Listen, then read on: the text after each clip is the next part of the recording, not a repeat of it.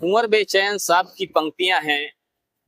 पूरी धरा भी साथ दे कुछ और बात है, पर तू जरा भी साथ दे कुछ और बात है। और चलने को एक पांव से भी चल रहे हैं लोग, पर दूसरा भी साथ दे कुछ और बात है। इस समय हम हैं संगम के उस किनारे पर, संगम की उस रेती पर, जहां पर पूरा महाकुंभ संपन्न हुआ था। आप देख रहे हैं पीछे आपको पुल दिखाई पड़ रहा होगा, लेकिन इस समय अगर देखा जाए तो यहाँ पर वीरानियां हैं। एक समय था जब यहाँ पर कदम रखने की जगह नहीं होती थी। यहाँ पर लोग दूर दूर से आते थे, संगम की रेती में ऊर्जा महसूस करते थे, यहाँ की रज को छूकर वो धन्य हो जाना चाहते थे।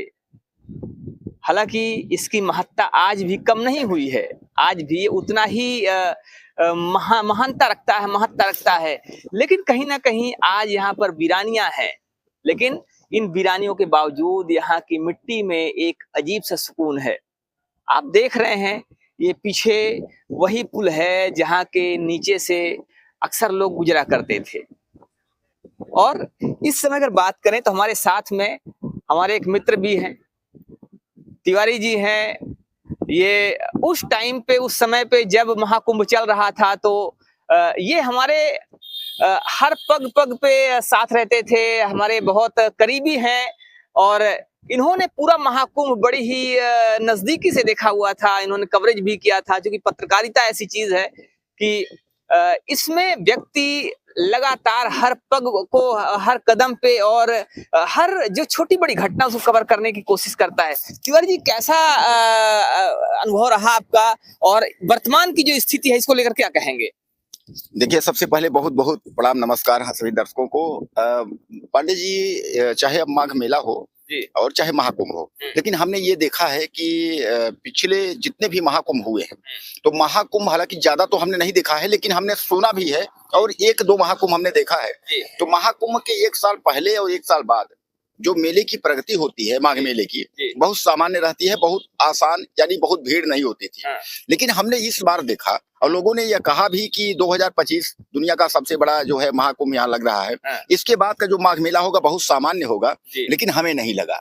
हमें जो है पूरा जो है, जैसा कि योगी आदित्यनाथ सीएम ने कहा था कि मिनी जो है इसको महाकुंभ समझिएगा, तो मिनी महाकुंभ की तरह जो है। तो कहने का तात्पर्य ये है या अब इस मिट्टी में जो है वो खुशबू है, या आप समझ लीजिए कि वर्ष में जो है एक दुनिया पर आप बात करिए कि दुनिया का सबसे बड़ा मेला जो है अब यहाँ लगेगा। तो दुनिया का सबसे बड़ा मेला यहाँ लगेगा। फिलहाल अगर देखा जाए तो यहाँ हवाओं में सुकून महसूस हो रहा है। आप देख रहे हैं किस तरह से यहाँ लाइटिंग है, और जो रास्ते हैं ये रिवर, बिल्कुल नदी के किनारे ये रास्ता बना हुआ है, आप देख रहे हैं। और ये पीछे पुल दिखाई पड़ रहा है, तो बड़ा ही अच्छा नजारा है, बड़ा मनोरम दृश्य है। और यहाँ पर घूमकर, यहाँ पर टहलकर एक बहुत ही अद्भुत ऊर्जा का एहसास होता है।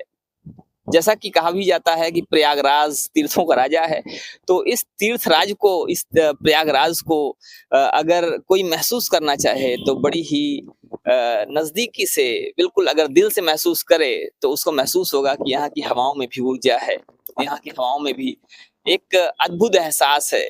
फिलहाल अगर आप कभी प्रयागराज नहीं आए हैं तो कभी आइए और इस ऊर्जा को महसूस कीजिए, इस अद्भुतता को महसूस कीजिए, ताकि आपको भी ये पता चले कि प्रयागराज और साथ ही साथ जो तीर्थों की बात होती है, तीर्थों में क्या कुछ खास होता है। तो आप भी अपने अनुभव साझा जरूर कीजिएगा। मिलते हैं फिर से, तब तक के लिए जय हिंद।